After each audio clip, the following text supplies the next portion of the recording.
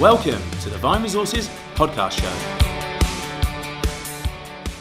Hi, and welcome to another podcast show. I'm absolutely delighted today to be at Vodafone's office in Paddington in London. I'm here with Catalina Schveninger and Maria Ursu. Catalina is the Global Head of Resourcing and Employee Brand, and Maria is HR Business Partner for Tech, and it's also the leader internally for Vodafone's Women in Tech. Thank you so much for joining me today. Thank you, David.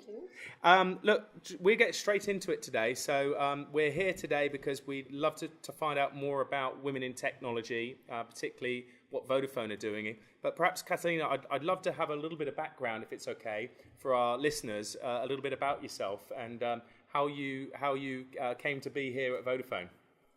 Sure, I've been with Vodafone a little over 3 years, but my background's always been in HR, both on the staffing, talent acquisition side, development, as well as an HR generalist.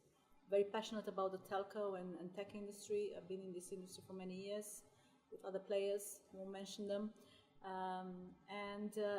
In my current role, I lead the global agenda to attract the best talent into Vodafone, to give everybody a great experience with the brand, and to make sure that our 300 plus recruiters have all the right technology, the right tools, and the right employer brand narrative to go out and attract the world's best talent.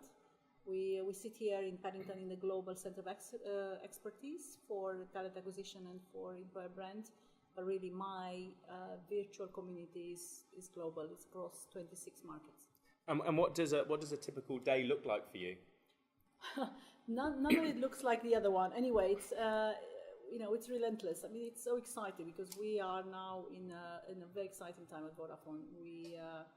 We've been on this journey for many years, transforming from what it was a Europe mainly, consumer mainly proposition to being a United Comms global player, leader in machine to machine, in the Internet of Things space.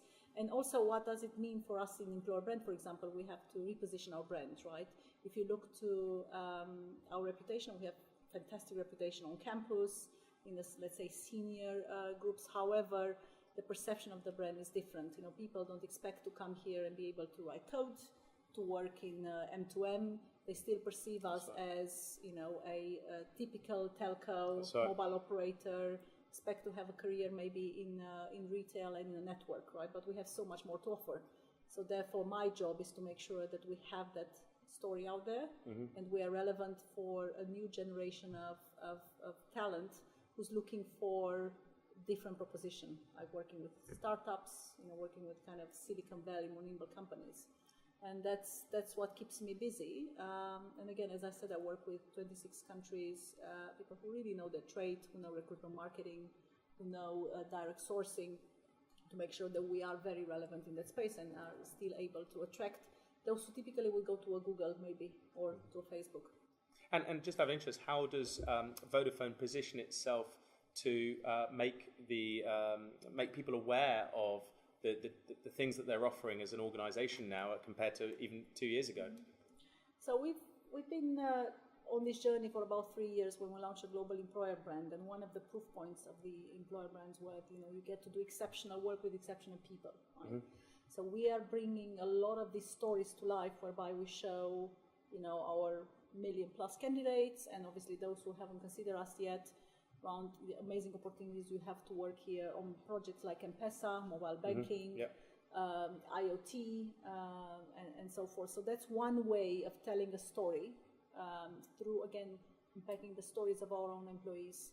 So that's one way. Obviously, our employees are our biggest brand ambassadors. So we also, on social media, we have a lot of programs in, either inspiring or motivating our colleagues to go and share the stories. I think we're very fortunate in the tech world, and Maria knows much better than me. We have people like Scott Patty, for example, who are fantastic advocates, right? They go out, they speak. Last week you were together with Scott, right? Yes, Generation E initiative we did together with Oxford, Cambridge, and a few other universities. Our employees, as Catalina said, are our biggest ambassadors, and it's great to see more and more of them actually picking up on this invite and getting out there and telling our stories, because there are a lot of things we do internally, and Catalina is driving a lot of them, but also we need our business leaders to actually own and shape those initiatives and be the promoters outside. Absolutely. And bringing you into that, Maria, obviously I understand that you're leading the Women in Tech business or within Vodafone. I'm curious just to know about what your initiatives that you're doing, perhaps that's different than other players in the market, and what you've done to drive that forward. Definitely. So we started the Women in Technology community, I think 4 years ago. It started small with just few senior women across the company, kind of sharing a bit of their best practices and mentoring or coaching the more junior ones. And in 4 years, it became actually a community of 1,500 colleagues across the board. The exciting part is also that it's both men and women, so it's not only about women advocating for the benefits or the rights for women, but it's actually men taking the lead of that and supporting their colleagues, supporting their managers, supporting their direct employees. So that's quite exciting to see. What we managed to create with Women in Technology, actually, it's a sense of purpose, a sense of belongingness. So our mission is to empower all women across technology to fulfill their potential, and we are looking at this in 3 different ways. So definitely on the attracting side. So how do we go out there? How do we tell our story? How do we position Vodafone as a strong employer to select the girls that are interested in a career in technology? And here we have a lot of programs that go. So we have our graduate program, which is meant to attract students from universities. We have a Reconnect program that Catalina might share a bit more details later. We have in technology a Designate program as well, meant to identify high potential women. All of that we do to attract women. We then have a set program how we develop our women internally. So how do we build the skills of the future? How do we get them to coach each other, to build on each other's strong points, to develop further?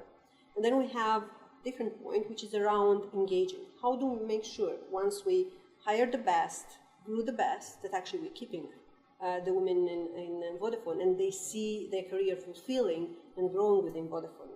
So there are numerous things we're doing across the board, and as I mentioned, the key for us is actually the sponsorship of our leaders. So they would be the driving force behind it. They would be the ones who will advocate for these great initiatives and actually be there in the middle of them. I'd just love to ask a question, because you got me thinking about emerging markets then, and I think there's some markets that maybe are more developed, and I'm curious, if you have to engage with local government in emerging African markets, because you're almost being an advocate for some of those environments that perhaps haven't been as welcoming for women in tech. And I was just curious, is there barriers you've had to overcome in certain countries or certain areas, or do you see that that's going to be a challenge for you over the next 3 to 4 years? Well, what's beautiful about Women in Technology is that it has its own shape and flavor locally. So it's not a community that we are centrally kind of monitoring or driving.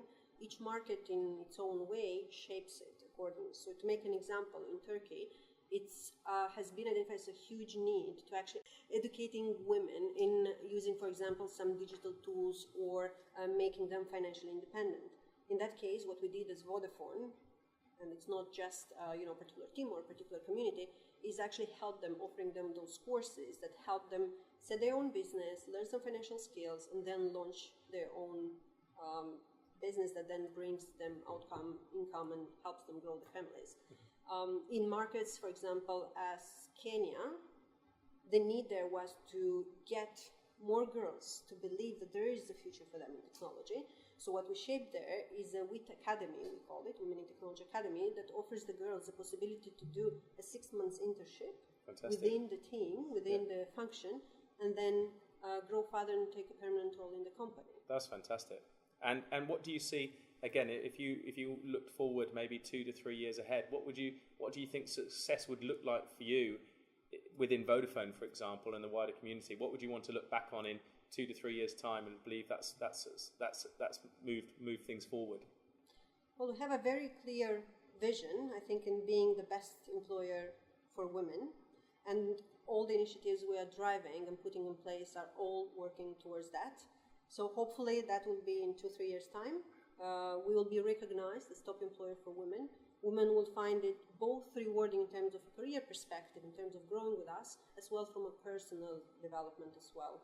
Finding that work-life balance, finding the flexibility that allows them to, carry on having a great family at the same time as a great career. So definitely these are the things that we hope for. And do you see any barriers still, for women in tech, or any things that you have to overcome, either as an employee or as the organisation? Well, I think if you look at our numbers, although we are very proud of the progress we've made, we're still not at 30% women in leadership, which is what our aim is. And one of the root causes is bias, and it's not just bias of, let's say, senior male leaders. It's also women have a bias, as in I can't have it all, I can't do it all, I cannot juggle. So we're working a lot on unpacking that unconscious bias and having reflective moments across the organization. But not only that, because we believe training doesn't really change human behavior, right? It makes you aware of things. It's a nice dialogue, but it doesn't really change who you are because bias is so ingrained in your DNA. We're doing all sorts of things to tackle bias from different angles in our processes. A simple thing, for example, we thought year over year we had a rule of a shortlist is not accepted unless there is a woman on the list. Research shows now, recent research from Harvard Business University shows that actually it doesn't make any difference whatsoever. Actually, you're more likely to pick a male if there is only one woman on the shortlist. So now we introduced two female on the shortlist. Apparently, according to the Harvard Business School research, it shows that the chances increase by 50%, right? So we introduced that. In India, for example, we're testing blind CVs, right? Because again, India and a couple of other markets is where we struggle most with the gender balance. Yes. So we're testing blind CVs. We are doing a lot of work. We're using artificial intelligence and natural language algorithms to assess whether our adverts don't have a too masculine tone of voice, right? So we're using this piece of technology to kind of check and audit our adverts to make them more appealing for both genders, right? So a lot of these things in terms of process, awareness, training, make sure that we limit bias, because I think we're all aware that it's there, right? But again, we're seeing a lot of improvement. I think only using this tool that looks at job adverts has already increased the conversion rate by 7%. And 7% maybe doesn't sound big, but it is massive, right, when you have targets like this. Absolutely. And what can you, Catalina, perhaps you can just give us a bit more information about the Vodafone We Connect program? Sure. I mean, we're very proud. We launched Reconnect to the outside world with the International Women's Week. So what is Reconnect really? It's a program aiming to bring very talented women across 26 markets back to work after a break. Sometimes they have a career break because they have to take care of family or start their business, and they find it really hard to kind of re-enter the world of work with a lot of confidence. So we've been out there attracting these women. We're very proud of having hired already over 50. In some markets where it was considered mission impossible, everybody was saying, it will work. There's no such thing as women integrating. With the International Women's Week occasion, we have actually made a bigger claim. We're saying, why not? Since we've proven the concept, we're going after 1,000 women in the next 3 years, right? In all levels of the organization, not just management, but also in frontline, for example. So that's what Reconnect does. It's a program that it's actually a job, an opportunity to bring in a talented female who's been out of the working world. In some cases, it's male as well, because some stay-home dads actually have encountered the same issues and the same bias. Right, so again, we launched Reconnect now in all our markets, and it's a fantastic way to tap into this untapped pool of talent. I think we created a trend, because now if I look on Twitter and everything, other companies have similar programs. I think how ours is special is that this is not just a short-term commitment. These women are hired on real jobs for a long term, but they're also being helped with coaching, with training, with flexibility in the beginning, right? But it's not just a 6-week stint or something. It's like a proper job and a proper career proposition. And what would you, Maria, perhaps what would you say to any female who might be listening to our show who's a little bit apprehensive about going back into the workplace, perhaps had a bad experience with some other organisations that perhaps have shown that bias either whilst they were still employed or or returning to work, what advice would you give them if they were listening to this now? Definitely to believe in themselves. There are a lot of barriers that we're setting ourselves in terms of, I cannot do that, I don't have the skills, I'm not ready, I don't believe in the people that believe in me. So definitely take away all of these limiting beliefs, invest in yourself, and don't be scared to put yourself forward, because there are a lot of companies, Vodafone among them, who believe in that potential, and we will help to shape that potential and maximize it. So just jump on the opportunity. Absolutely. And look, Catalina and Maria, thank you so much for joining the show. We'll add a little note at the bottom of the show of how people can get in touch with you. And look, I'm really grateful for your time, and good luck with the program. Thank you. Thank you.